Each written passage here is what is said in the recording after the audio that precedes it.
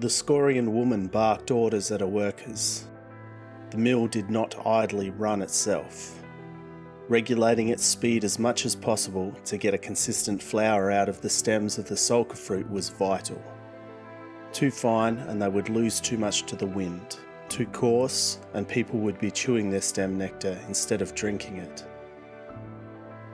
The Scorian had designed a clutch system when she lived back in Esk that greatly improved the mills there. She was driven out by a Scorian warrior, however, who wanted her success for his own. That was the way of Scoria. The strongest thrived, and as she had not the combative prowess to defend her invention, she was driven from her home. The other option was to die. It was a simple choice in the end. The Scorian was pragmatic and figured her skill set would likely be well utilised by the Northerners who would see the opportunity she could provide for them. After living life like a vagrant, travelling around from city to town to city, she finally settled in Violin. It seemed the most likely place that she could improve, and though the townies were sometimes belligerent towards the foreigner, the location on a main trade hub meant they were at least tolerant of outsiders. Further north, she knew the colour of her skin would mean prison time, and the magical ability she had would mean a death sentence. At first she struggled to convince anyone of her ideas, mainly because she could not risk exposing the real secret behind just how her mills would work. The Scorian knew rune magic. She had no idea how she knew it, she just did. It was something that happened to Scorians from time to time. Some legacy of a forgotten past of her people. She used onus runes, the ability to manipulate gravity, to stabilise the giant mills, giving them the capacity to be built much larger than regular ones. It was apparent that Northerners knew almost nothing of runes, so she guarded herself and her secrets.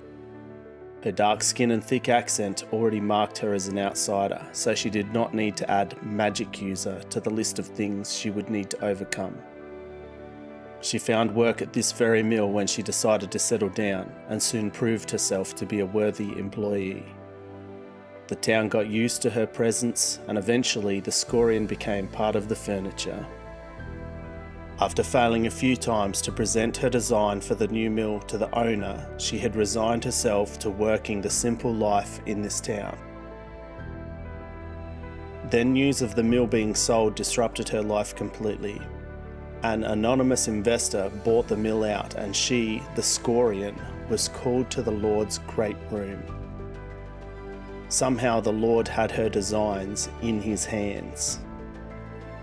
"Every engineer I speak to says this is impossible." He shook the parchment to emphasise his point. "Tell me true, can it be done?" The Scorian simply nodded. It turns out the new owner of the mill wanted to remain anonymous, but was powerful enough to engage the lord of the town in their dealings.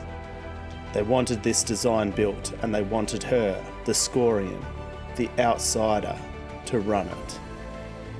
She was not entirely sure why or how, but she had just been thrust into the position she held back in Esk.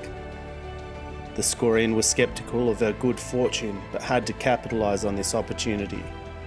She set to work immediately on building the mill. Many scoffed and laughed, but once the mill was built, they were silenced, and the Scorian was vindicated. The mill was incredibly strong by design, but also had the capacity to be deconstructed in short order if storms threatened its integrity.